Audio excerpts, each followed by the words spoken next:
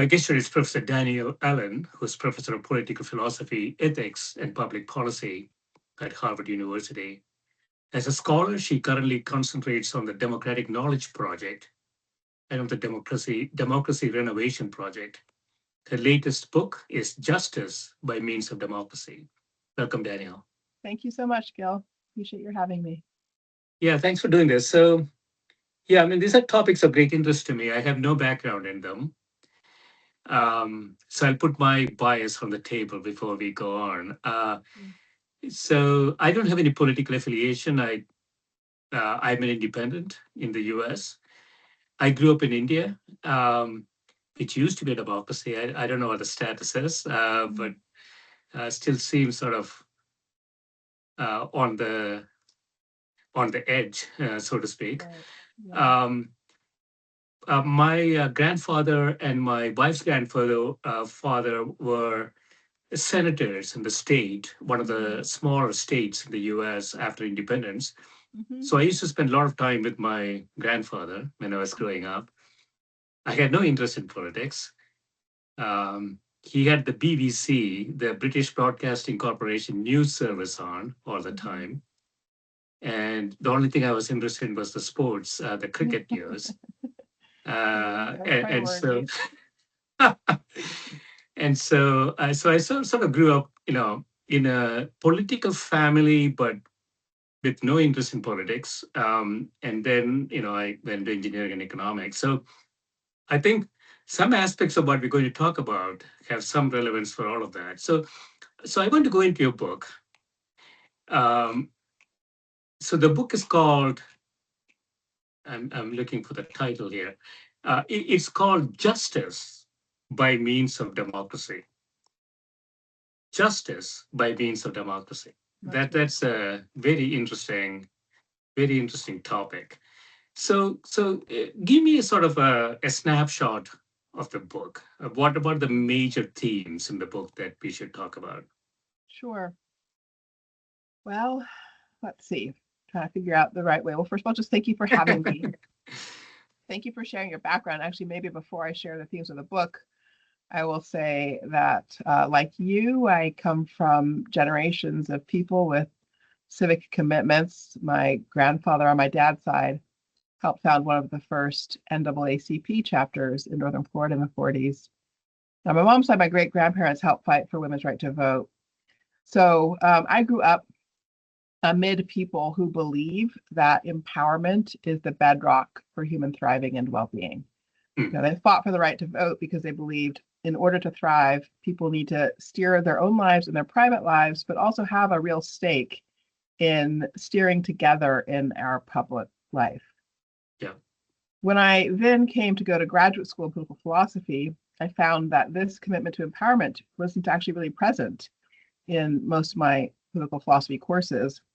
Instead, the reigning paradigm was one in which the basic job of politics, the basic sort of project of delivering justice was to essentially try to achieve a certain kind of basic level of material well-being for the least well-off. And as long as you were sort of doing that, it kind of didn't matter what elites or technocrats were doing. Yeah. And people's voices didn't matter very much. The sort of general orientation was that folks should be sort of satisfied with that basic kind of material well-being. And this honestly rubbed me the wrong way. And it took me a long time to figure out why. But what I came to understand is it rubbed me the wrong way because these theories of justice that were so dominant didn't take seriously the idea that a major component of justice is about actually steering your own life. And again, as I said, that means steering with others in our public lives. So that's really the project of my book is, what is an account of justice that takes seriously the idea that we really all thrive best when we steer our own lives together with others for the public part of that. Yes, so I thought we were going to go into this a little bit later, but so set the context. I think, I didn't know much about this, Danielle, as you know. So I didn't read the book. I read pieces and pieces of it. So we have this idea of liberty. So it's a context setting question. So I didn't know this. So you talk about negative liberty and positive liberty. Right. My audience tend to be more scientific folks and economics folks. Mm-hmm. So could you define negative and positive liberty? I think it's sort of context setting Yep. issue, right? Yeah. It's important context setting. Exactly. Yeah. Yes. So in the 18th century, when the first constitutional democracies were designed, the concept of liberty that motivated those designs included both the idea that you should be free from governmental intrusions, for Mm, example, into conscience and religion, and mm, also the idea that you should be free to shape your community by mm. participating in politics. Yeah. Over the course of the 19th century, that very rich, multifaceted definition of freedom got Mm, split into two halves: negative liberties, which are those freedoms from governmental intrusion, mm. and positive liberties, which are those freedoms to participate. And then over the 20th century, what happened is that philosophers tended to prioritize the negative liberties and Mm. essentially to forget about or to deprioritize the positive liberties. Yeah. So if I understand this correctly, Daniel, so the negative liberty is a sort of it is negative in the sense that it protects you some ways from government intrusion, Yep, if I understand this exactly. correctly. And the positive liberty is it allows you to go out and seek change in the It also community. protects you. Yeah, I mean, Yeah. positive liberties allow you to be, I always call you a co-author of our shared norms, rules, laws. Yeah. So that is about empowerment, and it allows you to seek change in directions that you care about. It is also a form of protection, though. Oh, I'm sorry. My Oh, no, automatic blinds are closing. They're making a really loud noise. Is that oh, coming no, through? Oh, you can't no, hear it. it should Okay. be fine. Yeah, it should be fine. Yeah. Yeah. So positive liberties do also protect you, because if we don't participate ourselves directly in Mm. politics, Yeah. then we are subject to the arbitrary wills of others Mm. in terms of how they're going to shape our norms, our rules, and our laws. So Mm. both kinds of liberties are protective, but you're right that positive liberties also have this empowerment aspect to them. Yeah, I haven't really thought about this, Daniel. So, I mean, we had about a 40% participation rate in the last election, I believe. Um, Even developing democracies like India has like 60 or 65% participation rate. Australia put a $500 penalty if you don't go vote, and they get about 80% participation rate. And so the people that we have elected were elected by about 40% of the country, Mm-hmm. and they were elected by a trickle of that 40%. Mm-hmm. And so this is quite problematic from an engineering and economics perspective. I would say It's this is not problematic quite from democracy. Yeah, it's yeah, problematic from a democracy perspective too, yeah. for sure. Yeah. So I mean, I think that's an important part of my book is to help people see that there are some design principles that you need to hit in order for something to count as a healthy democracy. Hmm. So we may have elections in the US, et cetera, but whether we have a healthy democracy is another question. And we have low turnout, I would argue, Yeah. because we have actually engineered competition out of our system in a pretty Hmm. systematic way Yeah. through gerrymandering and through other mechanisms. And Hmm. so often voters go to the ballot box and they don't actually have a substantive choice Yeah. on the ballot. And of course, if you don't have a choice, then what's the point in turning out? Yeah. So if my vote is not going to count, then the effort I'm going to put into it, yeah, has to be substantially lower. Mm-hmm. And we have 50 states that seem to have divided themselves into two corners of the room. And if I'm a Democrat in one of those red states, or if I'm a Republican in one of those blue states, like I live in Connecticut, your vote may not matter.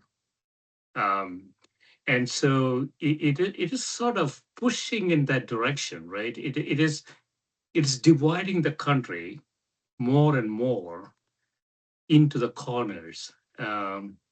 of political spectrum. What do Yeah. you think? I mean, we have problems with the current design of our institutions. So, and I would say that the way our party primaries function Yeah. is one of the biggest problems. So, it's a strange situation where enrollment in our parties is declining, actually. Mm, But despite that, um, taxpayer dollars still pay for party primaries. So you mm, can kind of think of it as like a business that has a shrinking mm. customer base, but a guaranteed revenue stream. Yeah. That's how our parties are actually operating right now. Wow. And because of gerrymandering, plus low turnout in primaries, you have a result where the folks who are elected into office are often elected in by a very small percentage of the electorate, you know, Mm, somewhere between 5 and 8% commonly. And so that is a direct result of how our institutions are designed. It then means that those elected officials are accountable only to that partisan base, the most activist members of their parties. yeah. And that means they can't compromise when they are in Congress because they will be voted out by those folks. So our dysfunction flows directly from institutional design problems. That's very interesting. Yeah. So the dysfunction comes from the institutional design errors. So I want to go into your paper, to your book. So justice that sacrifice democracy on chapter one, and error, you say, Mm. justice that sacrifice democracy. So I'm sort of optimistic about the developing country, India, because the justice system appears to be quite strong um, in, um, in almost everything, as far as I can see. But we seem to have sold out on the justice angle, right? So what are you talking about here in this chapter? Mhm. So to set the context here as well, my book is a response to a book called Theory of Justice by John Rawls. So Yeah, I am operating in the very, very old tradition of political philosophy and take justice to be a concept that communicates the well-being of society as a whole. yeah, So, in other words, we do often, when we say or hear the word justice, think more specifically about the legal system, the criminal justice system, and so forth. But in the title of my book and in that chapter, I do mean it in the broader sense of mm, delivering the well-being of society as a whole. yeah, And the sense in which there is an error made is the error that I've been pointing to, that as I see it, for human beings to thrive, it requires sort of these two kinds of protection, both those protections from governmental intrusion, but also that ability to participate in shaping the shared norms. the negative and positive liberty. Exactly, That's that's the way. right. Yeah, yeah. And so Rawls, building on others, sacrificed positive liberty. And we developed broadly in the US a policymaking world where sort of technocratic policy could focus on Mm, protecting negative liberties, rights of conscience, speech, religion, and so forth, yeah, and delivering material well being, while ignoring the question of whether or not ordinary people were actually mm, helping to shape policy. mm, And by ignoring whether ordinary people could help shape policy, many blind spots developed in our policymaking. So, for example, um, in the period of globalization, there were very intense impacts on deindustrializing communities. But economists as a profession, by and large, didn't really take in or hear the perspectives of yeah, all those people who were experiencing that. And mm, so then we get political instability. The 2016 Trump election, I think, was tapping into the kinds of resentments that had built up in yeah, deindustrializing communities where they hadn't had an agency role. They hadn't had agency in mm, the policy conversation. mm. Yeah. I always believe the president is a genius because he understood all of this, or the people around him understood how to do this. So a 20th century blind spot, as you say. Um, you say here in your book, we have been blindsided by events and living in a state of intellectual surprise for much of the past decade and a half. This has occurred, I suggest, because of a blind spot in dominant liberal policymaking paradigms and in the political philosophies on which they rest. Something has been occurring outside our field of vision. Theories, often implicitly or tacitly held, provide the lenses through which we interpret events around us. When our interpretation cease to have traction on the world as we experience it, and thereby cause us surprise, we ought to revisit our understanding theories. Yeah, that makes a lot of logical sense. So, how do we revisit this undergrinding theories?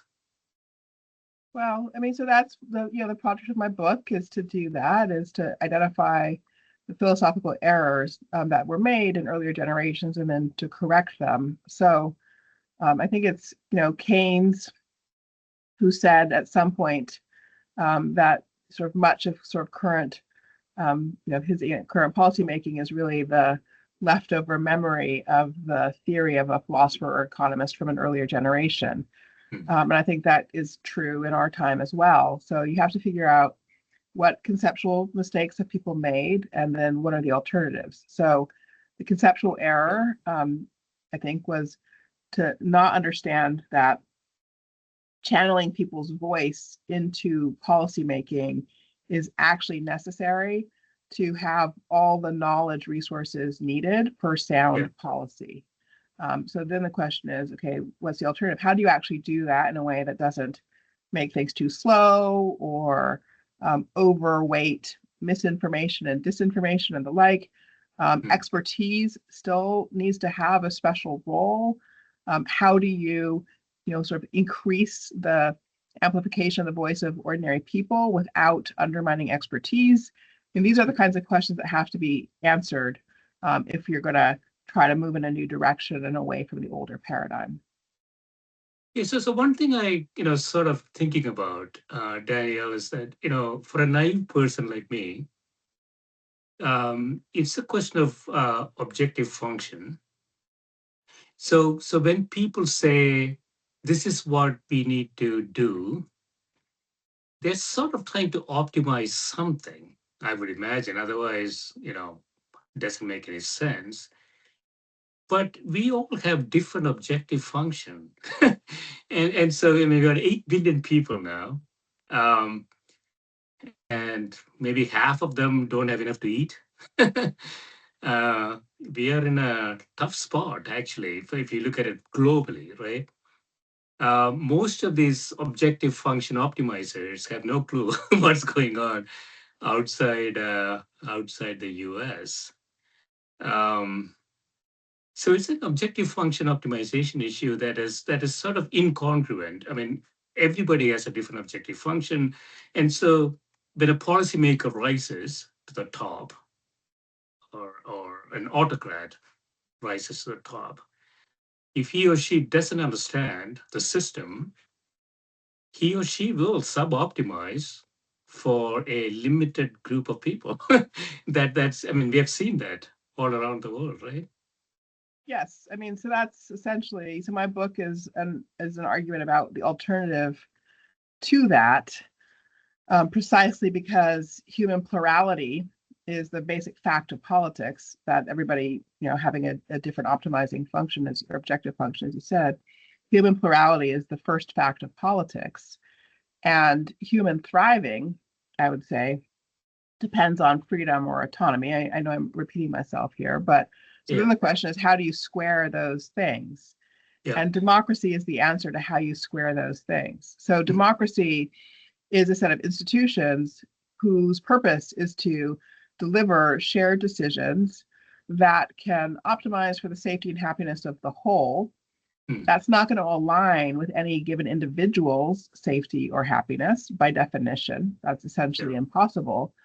But neither will anybody be subject to the arbitrary whim of a single other individual. And in that regard, everybody will have freedom and will have equal freedom. And that structure is bounded by a structure of rights which set parameters around the decisions that can be made through those public processes. So not every decision is on the table for a democracy, right? Because of the parameters established by rights. And that's how you can have a decision-making mechanism that can broadly seek to secure safety and happiness for the whole people, general welfare for the whole people, a combination of prosperity, protection of liberties, so forth, without becoming too intrusive in the private field of decision-making for individuals. Yeah. So let me get your perspective on this. So when I was growing up, so if I think about democracy, autocracy, socialistic policy regimes on the x-axis, and the y-axis, I may have different different policy options, let's say.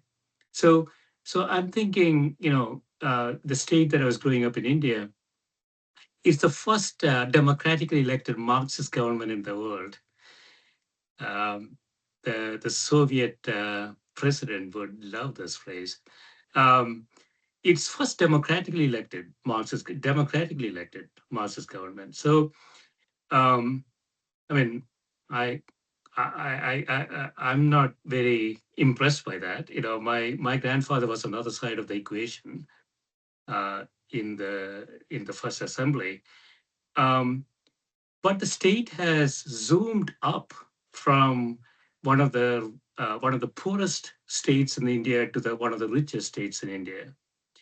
Yes, 100% literacy, excellent healthcare, exceptionally high according to United Nations Human Development Index, and so it is not. It's not the system. I think I don't know how to think about this. So it's not really, as democratic or autocratic or socialistic. It is ultimately about the leaders, isn't it? I mean, I'm making a statement here. I'll let you react to it. Yeah, I'm afraid I don't have enough knowledge about the specific case, in all honesty, to answer that. I mean, every democracy has leaders, so there's no such thing as a functioning political system of any kind without leaders. And so I would have said that any successful governance structure, regardless of what kind it is, would have a combination of leaders who are operating in the interests of the people, stable structure of rule of law, basic rights provision, and then structures for connecting ordinary people to decision makers, so that as policies are chosen, there's a kind of feedback loop, which is sort of hoovering up information and perspective from the people and pulling that into the deliberations of policymakers. And then quickly, as policies are rolled out, also understanding the impacts on people's lives, and again, letting the information from that go back into the sort of feedback loop process. Yeah. So another chapter 2 in your book is Justice by Means of Democracy, an Ideal and its Design Principles, an alternative ideal for the 21st century. So looking forward here, you say here, let's start from scratch. Justice consists of those forms of human interaction and social organization necessary to support human flourishing. The design principles needed to implement justice will flow from our understanding of human flourishing. So what do you mean by human flourishing? Mm-hmm. So the account I give in the book focuses on our status as purposive creatures. By that I mean human beings are creatures with purposes. To your point, we all have different purposes. So it comes back to that plurality point. Yeah. So human flourishing, as I see it, is each of us being able to pursue our purposes in our private lives, and also in our public lives, sort of through collaboration with others in a way that really requires changing our purposes for sure. None of us get exactly our own way through that sort of public pathway, but the point is that we are creating something together that therefore is partly an expression of my own purposes. Yeah, so when somebody says this is a better way of doing it, and I'm thinking about our current government, uh, the the related question is for whom? It might be a better way of doing it for, I don't know, 5% of the country. Um, it's very I mean, these are very unclear statements. This is a better way of doing it. Policymakers do this all the time, Mm-hmm. and I don't understand. Well, I'm an engineer and economist. I don't understand those things, but uh, you cannot change this, right? I mean, so you talk about this. So we have this two-party system. When I was growing up, we had a 75-party system. So did France. Is another country that had something similar. And there, if you had an idea, you can start a party, and you could go places. Um, but here we have only two-party system. So you have to either wear a blue shirt or a red shirt, or you are dead in the middle. There's nothing in the middle that we could actually aspire to, right? Well, so again, I mean, um, that's, there's a difference between the empirical analysis of democracies as they are and ideal theorizing about democracies. So yes, you're characterizing, US democracy as it currently operates. And I would say that fact of our democracy is an example of a distortion. We have two parties because those two parties in the end of the 19th and early 20th century established monopolistic rules that make it exceptionally hard for others to enter the market. It's just as simple as that. It's monopolistic control. And so therefore, from my point of view, we don't actually have the mechanisms of competition that you would need to say that you had a healthy democracy. Yeah, Ross Perot is my hero. He acquired 17% of the votes of this two-party system. Mm-hmm. I don't think anybody is ever going to do something like that from the middle. Mm-hmm. And so the 40% in the middle that I'm part of, no, we have no real reason to go to elections. We don't agree with either part of that. Well, Yeah. let me just change that up on you slightly. I mean, Yeah. I think what you have a reason to do is to participate in the states right now that are running ballot initiatives to get rid of party primaries. Yeah. And to replace them with an all-party primary where all candidates from all parties could run on the same ballot, including independents. Well, that could be manipulated, right? So if I think the Republicans talked about this, that you could go. So let's say it's everybody going to the primary. Yeah, I don't understand this, Daniel. So correct me if I'm wrong. And then you could actually very strategically manipulate to get somebody on the ballot. So let's say Republican 1 and Republican 2, and the Democrats go into the primary. They would say Republican 2 is going to lose. And so we are all going to vote for Republican 2. That's also problematic, isn't it? I mean, for starters, that particular kind of strategic voting doesn't really happen. I'm not saying that there certainly is. There's always gaming. Every system has gaming, but people can't afford to give up their votes for their first choice candidate to get through. So you can't really have people vote for that second choice Republican. You can have what Adam Schiff did in California, which is he spent money supporting that candidate he wanted to run against, but that's not the same as people redirecting their votes. There are ways to design systems that avoid that problem. Alaska's new election system avoids it. They take 4 people forward from the primary to the general election, and then they use ranked choice voting in the general election. So I love ranked choice voting. so I love it. you can design things that are less vulnerable to gaming for sure. Yeah, ranked choice voting, I think, is the way to go for us. In a very diverse country of 330 million people, these choices we are presented with are not black and white, as I say. So, in this chapter, you say political equality. So, we want to talk a little bit about that. A design principle. So, you see, as I have said, justice consists of those forms of human interaction and social organization necessary to support human flourishing. And the design principles needed to implement justice will flow from our understanding of human flourishing. So, justice and human flourishing. So, your objective function is very macro. Um, you are saying, yeah, so the design principles have to be such that we optimize the 330 million people that we have in the US. And I don't know how many people actually think like that. For most of us, it's like 150 people around us.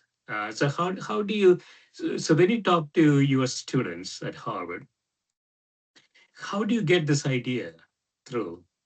Oh, I mean, this is just the tradition of political philosophy, right? I mean, from the very beginning, Plato and Aristotle, the question is, um, how do you design a society that supports the well-being of all members of society? So the size of the society has changed over time, but it was the same question that the folks who designed the American Constitution had. It is simply to think about constitutions. That is, there's no difference between thinking about constitutions and thinking about the good of a whole society. Those just are the same endeavor. Yeah. So, you know, in some sense, I'm doing nothing new. I'm just thinking about constitutions. The thing I'm doing that is somewhat different is to put a higher value on political equality within the design of that constitution. And then the only other wrinkle is to say that when we think of the word constitution, we think of the piece of paper called the US Constitution.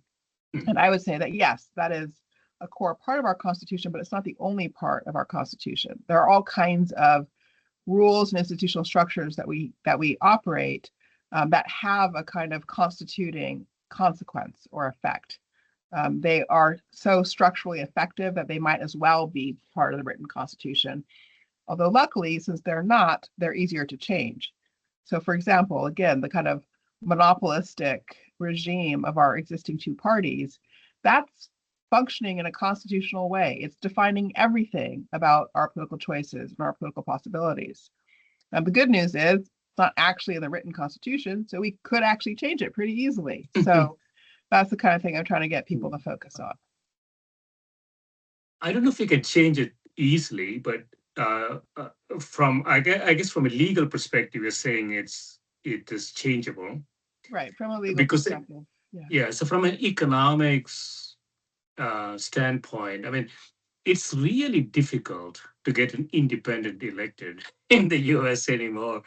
And that's 40% of the people are going to support that a woman or a man, right? So, but can get elected because Right. it is the 25% on the left and the 25% on the right are going to govern that. Yeah. Correct, because of how the parties operate. So that's Yeah. where, I mean, what I'm suggesting is you have to put a step in between our current system and getting independents elected.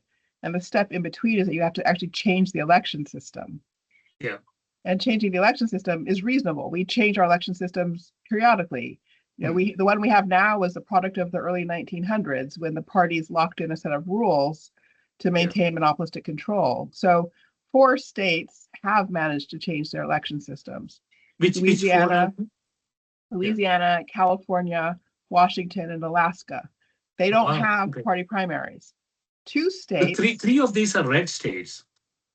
two are red. So Louisiana, Okay. Alaska, and then 2 are blue, California and Washington. Yeah. Okay. And then 2 states in November 2026 will have this reform on the ballot in the form of a ballot initiative, Massachusetts and Oklahoma. Okay. So the point is, if we can actually start moving these reforms through, we can get a different election system. Yeah. These reforms let independents participate fully at all levels of the election. Independents can run more easily, et cetera. So Yeah, I'm gratified. I didn't know this, Danielle. So I'm gratified that states like Louisiana and Oklahoma are heading in this direction, just like Massachusetts and California. Um, that is an amazing thing, actually, isn't it? I mean, well, yeah, it's complicated. I yeah, mean, so yeah, Louisiana actually was one of the first states to have yeah. this, although in the current political situation, the current version of the Republican Party is trying to remove that. Yes. Okay, precisely because they recognize that it actually opens things up, and they would rather close things Hmm. down. Yeah. So I have a diagram here. So this is very interesting. So you have political equality on top, economic fairness on the left, and social equality on the right. And you have them connected together by difference without domination. So, political equality, equality of positive rights, expression, association, participation, equality of negative rights are thought, religion, and property. And then, you have an arrow going into this, like human moral equality. So, equality is a loaded term. Um, it, I mean, there's so many different types of equalities, right? So the engineering school I went to had 200, they take 250 people every year, and 247 of them were men. When I went to engineering school, and three were women. Things have changed, progressed progressively, I should say. Um, so equality is a very difficult thing. It depends on the context, doesn't it? Well, I mean, yes, it's important that there are many kinds of equality. And so in Yeah. my book, my argument is grounded in an affirmation of basic human moral equality, meaning we all have equal moral worth as human What beings. do you mean by, sorry to interrupt. What do you mean by moral equality? Yeah, that we are each, I mean, my life is worth your life. Our lives are equally worthy. Anybody who takes our life is doing an equivalent wrong. Hmm. There is no difference in that regard to our worth. So an individual, from an economic perspective, has the same value of the also 8.1 billion people or so we have around the world. Yeah, They're all the same, you're saying. exactly. Yes, we all deserve protection, um, the protection of our human dignity, and the rights framework that we are all quite used to and familiar with at this point in time is a way of operationalizing that idea that we have equal human worth. My right to free expression is the same as your right to free expression. My right to due process is the same as your right to due process, etc. Yeah, so going back to the negative and positive liberty question. Um, so I'm thinking back to where I grew up. The negative liberty wasn't the thought process actually. The positive liberty was, Mm-hmm. especially the state that I grew up in, it was all positive. Mm-hmm. um, we almost accepted there is no negative liberty. Yeah. If the government is coming to get us, you are sort of dead in the water. Mm-hmm. You almost accepted that. Yeah. Um, but it's an important consideration, right? I mean, Mm-hmm. so kids growing up. So again, going back to the Harvard students that you teach, what do you tell them? I mean, how do you express this idea? Mm-hmm. Um, well, um,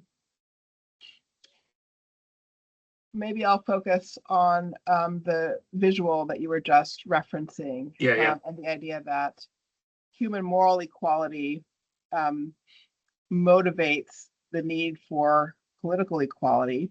I yeah, can't protect my equality of rights without access to the political sphere. So the political equality follows from the human moral equality, its expression of it.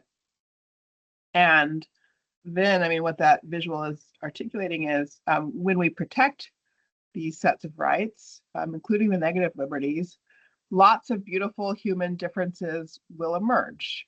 There will be economic differences. Some people will get richer than others, and there will be cultural differences. People will form associations with people who they are closer to, and you will see cultural variation, etc. So liberty, freedom, political equality, these things breed difference in human society. And then, of course, that's where our challenge comes in. Historically and around the world, difference, whether economic or cultural, very often gets connected to domination or gets used as a justification for domination. Now, domination, of course, is the antithesis of political equality. It means somebody's arbitrary will is going to impose on others.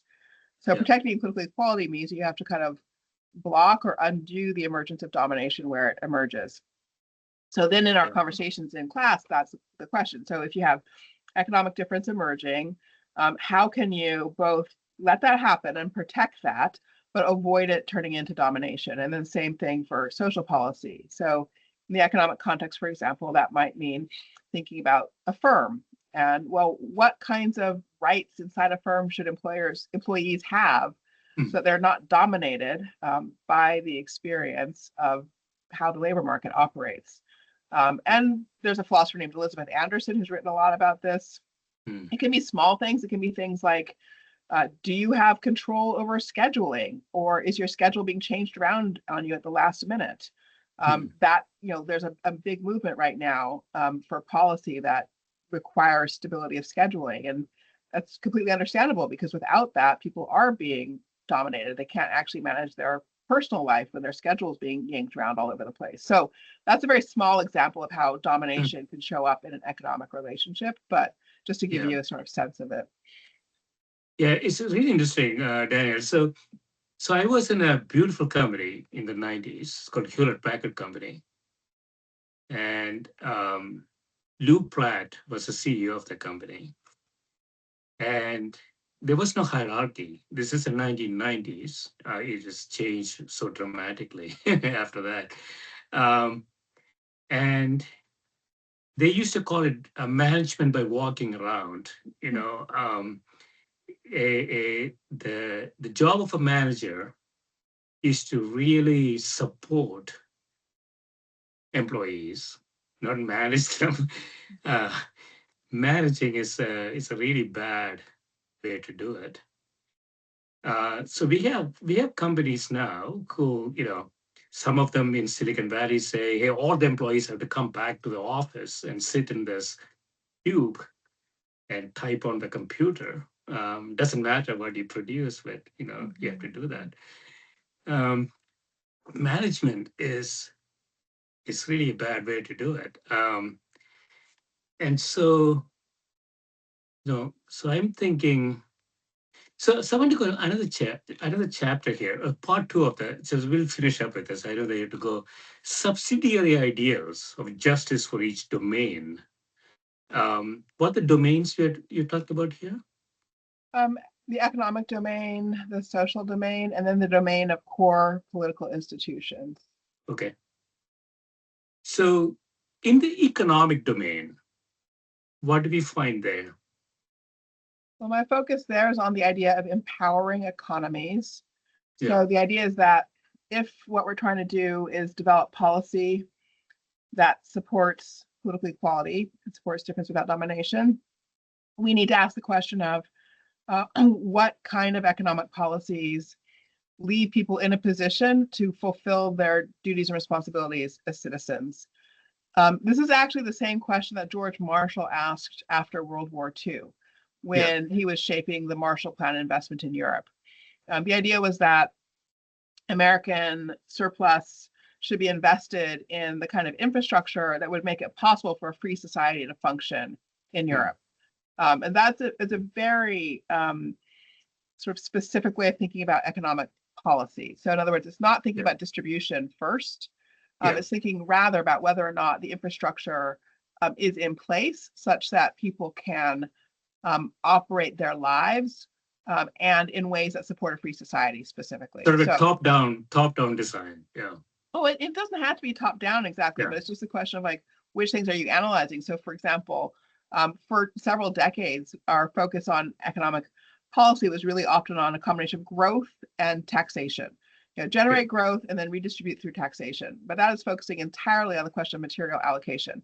It's not focusing on the question of whether or not you've got the infrastructure in place for a free society. Now, what infrastructure do you need for a free society? For example, you actually need stable housing. People need to be able to be in communities and stay in place to fulfill their civic roles.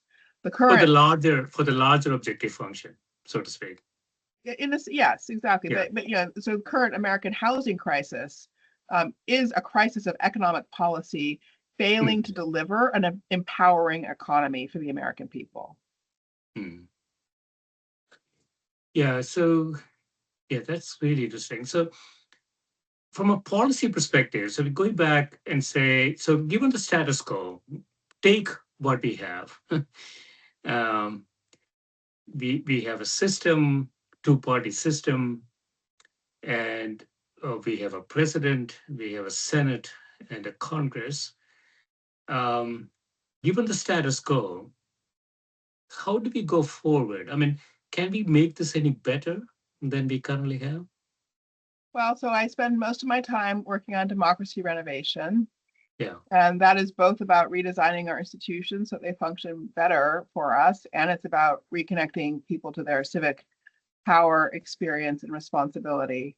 And we have to do all of these things at the same time. So we have to renovate our institutions so that they give us real competition, and in successful ways, sort of vacuum up the knowledge and opinion of the people and connect it with decision makers. We have to inflect our policy making in the direction of democracy supportive policy. So I just gave you the example in the economic space around housing. And we have to support people in developing and inhabiting their civic identities. We have to do all three of those things.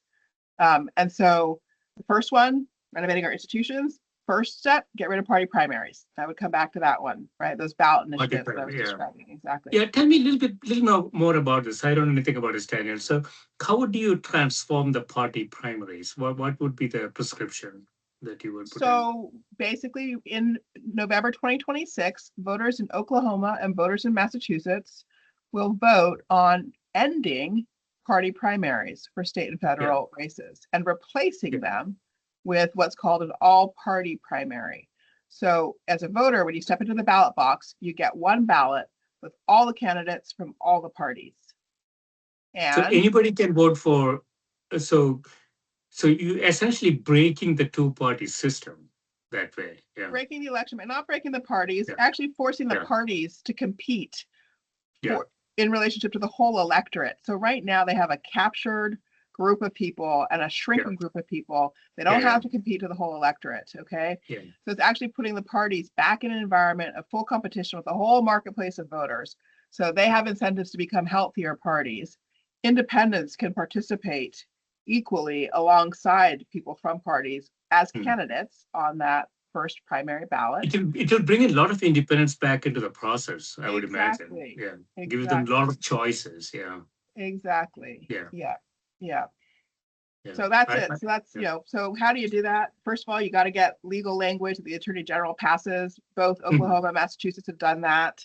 Then you have to gather signatures to get the petition on the ballot. Massachusetts has done that. Oklahoma's in process right now. And then, once you're on the ballot, you have to run a campaign, just like any other political campaign. Yeah, I have been disencouraged for the past 8 years. If Oklahoma and Massachusetts are pushing the same policy, I think we're going in a good direction. Yes, it is encouraging. Exactly.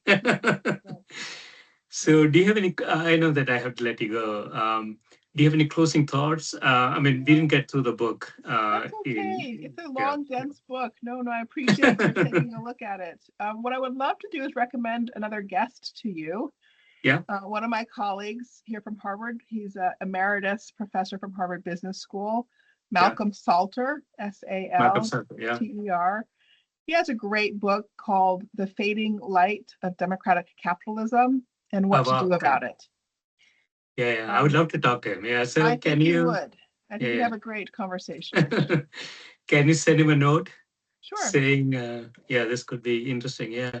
Good. Um, yeah, I mean, it's so. I mean, we forget sometimes, Daniel, that we have 330 million people. Not everybody thinks the same way. Mhm. But I was telling somebody in the previous podcast that I'm optimistic because we have a lot of good people in the country, and the good people will make the country work, I Right. think. Yep. No, I'm optimistic too. Actually, I have confidence in the resilience of the American people. So I think we'll find our way. Excellent. Yeah, thanks so much for All spending time right. with me. Okay. Nice to Thank talk you. with you. Take good care. Bye. Bye.